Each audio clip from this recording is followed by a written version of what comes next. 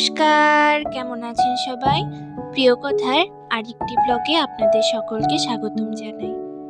এখন সকাল ৮:৫০, সবাইকে জানাই শুভ সকাল। মা এদিকে সবজিপাতি কাটছে, আর সকালের খাবারে হবে সবজি খিচুড়ি, সাথে গরম গরম বেগুন ভাজা। এই শীতকাল যেমন সুন্দর, তেমন হরেক রকম সবজির বাহার, দেখেই যেন মন ভরে যায়। আজকে সকালের খাওয়া দাওয়া শেষে যাব একটু জমিতে। এই তো সকালের রান্না বান্না হয়ে গেল। গরম গরম ধোঁয়া ওঠা সবজি খিচুড়ি, সাথে গরম গরম বেগুন ভাজা। আহ, যেন অমৃত।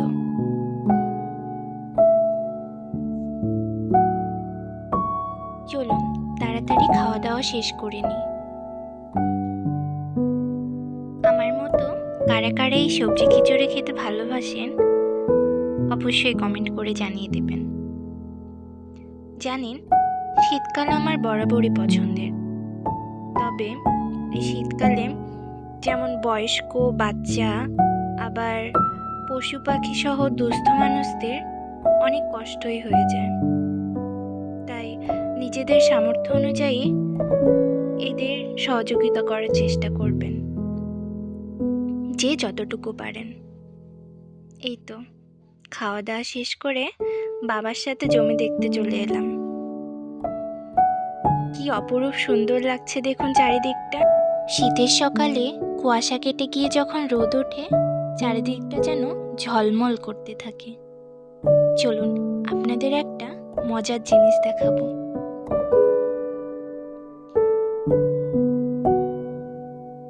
এই যে এই তাল গাছটি,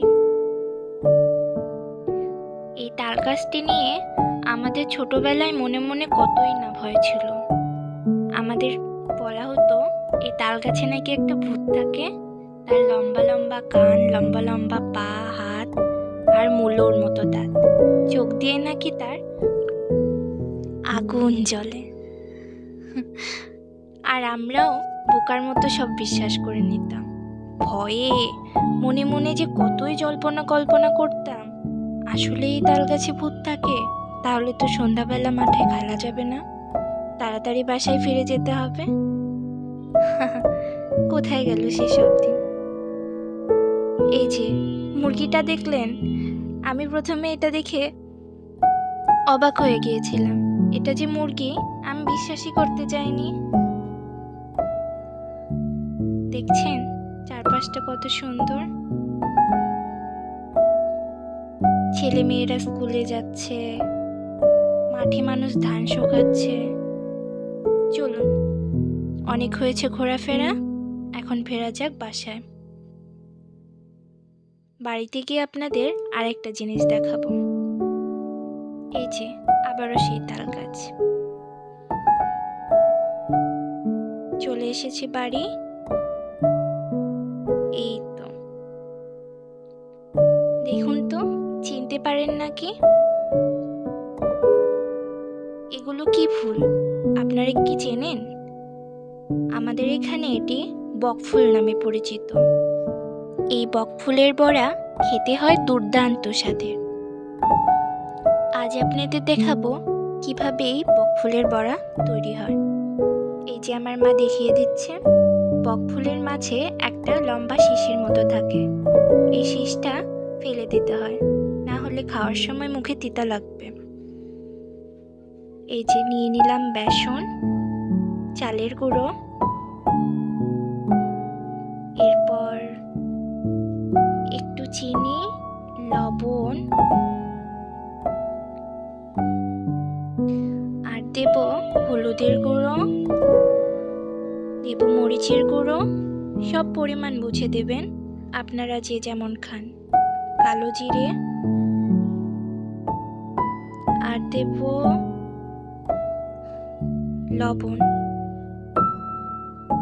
এবার সবগুলো খুব ভালোভাবে মিক্স করে নেব। এরপর এতে দিয়ে দেব জল।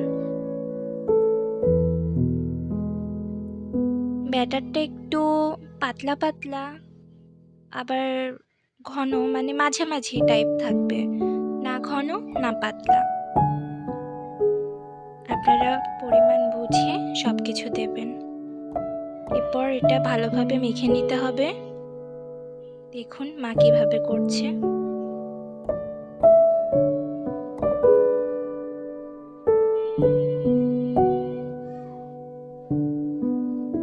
এবার দিয়ে দিচ্ছি কিছুটা জল। ভালো করে ব্যাটারটা ফেটিয়ে নিতে হবে। যত ফেটাবেন তত বড়াগুলো ফুলবে।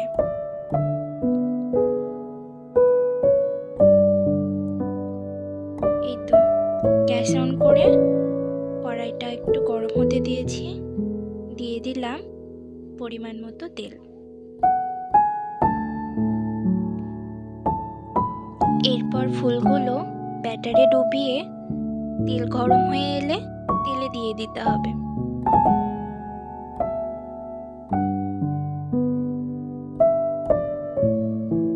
আমি আবারও দেখিয়ে দিচ্ছি।